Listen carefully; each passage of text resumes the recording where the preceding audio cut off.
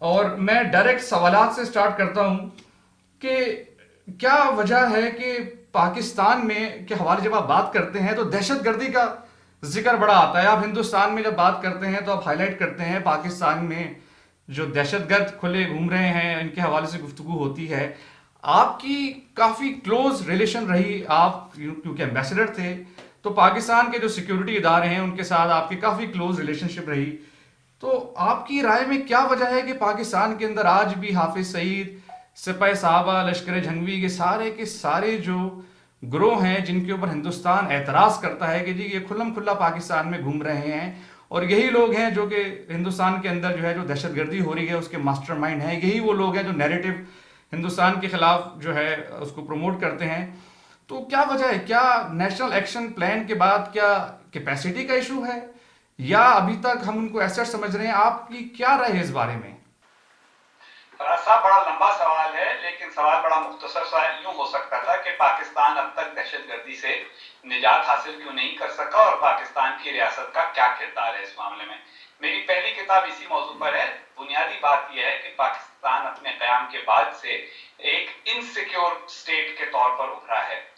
بہت ہی جلد بازی میں تقسیم ہوئی بر صغیر کی پاکستانی ریاست کو صرف 17% وسائل ملے, غیر منقسم ہندوستان کے 20% آبادی ملی, لیکن 33% فوج پاکستان کے حصے میں آ گئی. تو پاکستان کے لیے پہلے ہی دن یہ مسئلہ تھا کہ اتنی بڑی فوج کو پالے کیسے. اسی فوج کو پالنے کے لیے پاکستان نے مغرب سے معاہدے کیے, امریکہ کو جا کر باور کرایا کہ ہم کمیونزم کے خلاف اپنی فوج آپ کو پیش کریں گے اگر آپ اس کا خرچہ برداشت کر لیں. لیکن پاکستانی فوج نے سوچ یہ بنائی کہ پاکستانی قوم کی مختلف اکائیوں کو اکٹھا رکھنے کے لیے, کیونکہ 1948 ہی میں بنگال میں بے چینی شروع ہو گئی تھی, کیونکہ بنگالیوں کو یہ لگنے لگا تھا کہ ان پر ان کی ثقافت کو مٹایا جا رہا ہے پاکستان کے نام پر. تو انہوں نے جب کہنا شروع کیا کہ بھئی ہم پاکستان کی اکثریت ہیں, ہمیں بھی ہمارا حصہ دو, تو پاکستانی فوج نے ایک فارمولا بنا لیا جو یہ تھا کہ پاکستان کو اسلام کے نام پر اکٹھا رکھا جائے گا. اور اس کے لیے بعض گروہوں کو کئی سال سے تیار کیا جاتا رہا. پھر جب افغانستان میں سوویت یونین آ گیا تو امریکہ بھی قائل ہو گیا کہ کسی طرح سے پاکستان کی کیپیسٹی میں اضافہ کیا جائے. ارریگولر وارفیئر کی کیپیسٹی, یعنی ارریگولر وارفیئر یہ ہے کہ باقاعدہ تنخواہ دار سپاہیوں کی بجائے کچھ ایسے لوگوں کو جو جذبات کی وجہ سے, نظریات کی وجہ سے لڑنے کے لیے آمادہ ہوں, ان کو متحرک کر دیا جائے اور ان کی پوری ذمہ داری بھی قبول نہ کی جائے. افغانستان کا تجربہ کامیاب ہو گیا. اس کے بعد پاکستانی فوج نے وہی سارا کا سارا جو انفراسٹرکچر تھا وہ کشمیر کے لیے اور بھارت کے ساتھ اپنی فوجی برابری پیدا کرنے کے لیے استعمال کرنا شروع کر دیا.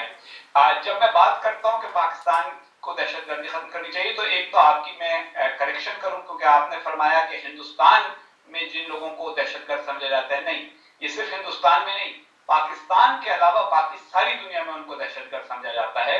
حافظ سعید صاحب کو اقوام متحدہ دہشت گرد قرار دے چکی ہے.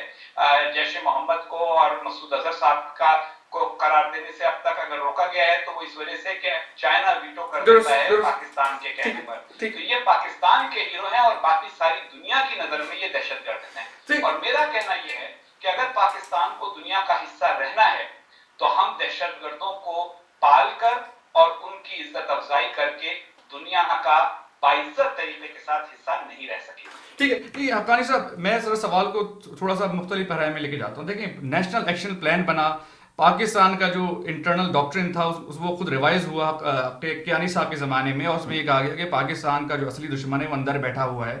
پاکستان میں آرمی پبلک اسکول کے بعد جو ہے ایک نیریٹو تبدیل ہوا, اور یہ سارے جو حضرات جن کے ہم نے نام لیے, حافظ سعید, مسعود اظہر, یہ سب کے سب وہ لوگ ہیں جو کہ ٹی ٹی پی سے ہمدردیاں کرتے رہے, ان سے نیگوسیشن کی بات کرتے رہے, ان کو اپنا بھائی کہتے رہے, ان کی نماز جنازہ پڑھاتے رہے. حافظ سعید صاحب نے وہ بھی ہے کہ نماز جنازہ پڑھائی, سب چیزیں ہیں. لیکن جب نیشنل ایکشن پلان بن گیا اس کے بعد تو امید یہ تھی کہ یہ سب حضرات کا خاتمہ ہوگا, یہ کھلم کھلا یہاں دندناتے نہیں گھومیں گے, لیکن آج بھی وہ دندناتے گھوم رہے ہیں. تو اب کیا وجہ ہے, آپ کیا سمجھتے ہیں اب کیوں گھوم رہے ہیں وہ؟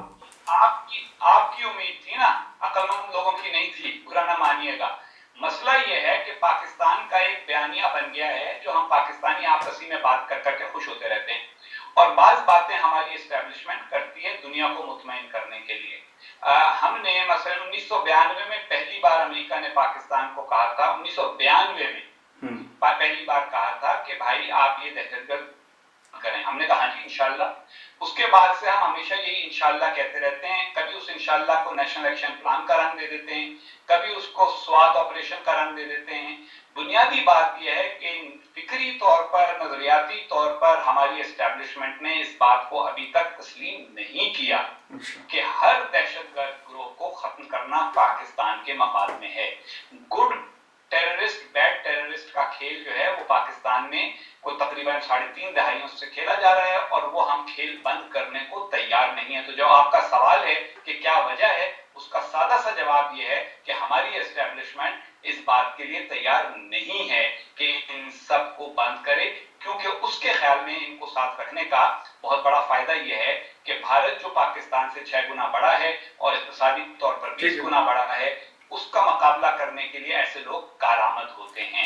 دوسری بات یہ ہے کہ وہ یہ سمجھتے ہیں, جو پاکستان کے کرتا دھرتا ہیں, عسکری کرتا دھرتا, وہ یہ سمجھتے ہیں کہ ہم جو تھوڑے بہت ایسے لوگ ہیں جو خود پاکستان میں دہشت گردی کرتے ہیں, ہمارے لیے مشکل بنتے ہیں, آرمی پبلک اسکول کا حملہ کرتے ہیں, ان کو ہم مار سکتے ہیں بغیر ان کو مارے. تو حافظ سعید کو ڈانٹتے ہیں کہ بھائی تم نے کیوں نماز جنازہ پڑھائی ٹی ٹی پی والوں کی, لیکن ٹی ٹی پی والوں کو مارتے ہیں. کچھ لوگوں کو سمجھتے ہیں کہ وہ صرف ڈانٹ سے